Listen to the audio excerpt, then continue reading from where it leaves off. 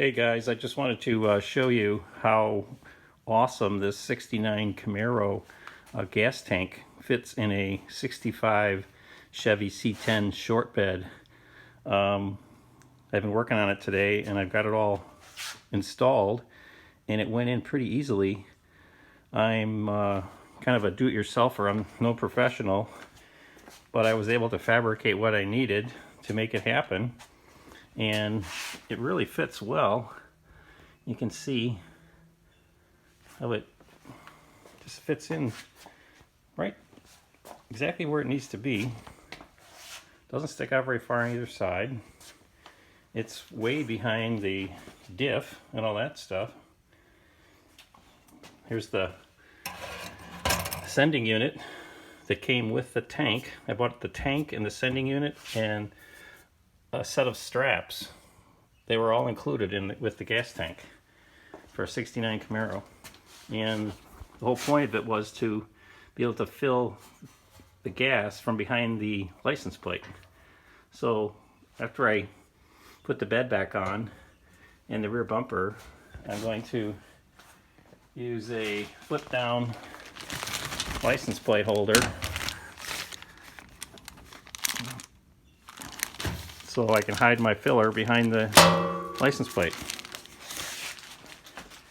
I just didn't want to put a hole in my bed. I didn't want to have to fill my tank in the bed like so many guys do. I just think, why do that when you can just put it under the tailgate like that? And it fits so well.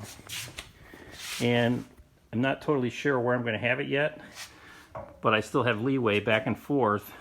I can still go back and forth, you know, a little bit either way, depending on where the bed ends up or the bumper, or if I decide to do a roll pan, it's still going to work well for that.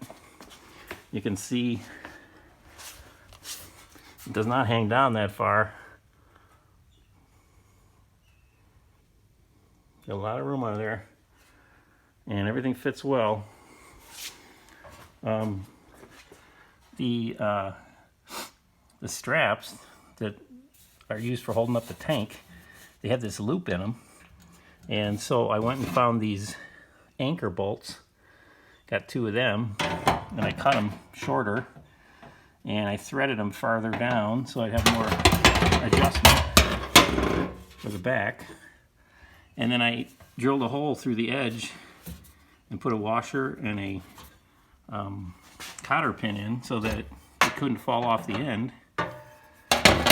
And on this end, this piece here was another hanger set that I had, and the straps that came with the tank, I just bolted them to this bracket that I made, and this bracket is just wrapped around this angle iron. I took a piece of angle iron and I just welded it to the end of the frame right under there, under where the rear sill bolts on both sides. And then I wrapped these brackets down over it and bolted them on. And that's what's holding the back end of the tank straps. To keep the bolt from rubbing on the tank, I put a piece of rubber hose over the bolt on both sides. And on the front end, I took a piece of bicycle inner tube and I put a short section of that on there, so all the bolts that are holding this piece together are not able to rub on the gas tank at all. It's all tight in there. Got it real tight now. And I still have adjustment here. If I want to loosen this up, both front and back, and reposition the tank, I can still do that. What's the rear straps are hanging on, or bolted to, this is the spare tire piece, the cross member. It used to be right here. See, it used to come across right there, and it was riveted on. So I cut the rivets off, and it just moved this piece up further to the front, and then put my hanger, my anchor bolts through that thing and attach it with nuts. to tighten it. Now, I still have some adjustment in the bolts. I can go up or down with it, tighten it up or loosen the tank if I want. So that works out pretty well. To insulate the tank from the straps, and also where the tank is up underneath the edge of the frame, I put some of this pipe insulator. It's insulation tape for putting on pipes, and it's nice because it's 2 inches wide and it's self-adhesive. So you just peel that back, and I stuck it underneath the frame on the tank itself on both sides and then across the back. You can see it here, so that the tank does not rub against the frame. And I put that on the tank straps too before I put them up underneath the tank. Let's see if you can see it under here. Yeah, you can see the pipe wrap around the straps. So the straps aren't rubbing against the metal tank. And you can also see the insulation under there too, so that the tank doesn't rub against the part of the frame. So, all in all, I'm pretty pleased. It turned out well. It's pretty much exactly what I wanted. And now I'm anxious to get that filler installed, the ascending unit. And first I gotta deal with this. Cut it off here maybe and bend it up so it fits through here, and figure out where I'm gonna put my fuel filter and all that stuff. But all in all, I'm real happy.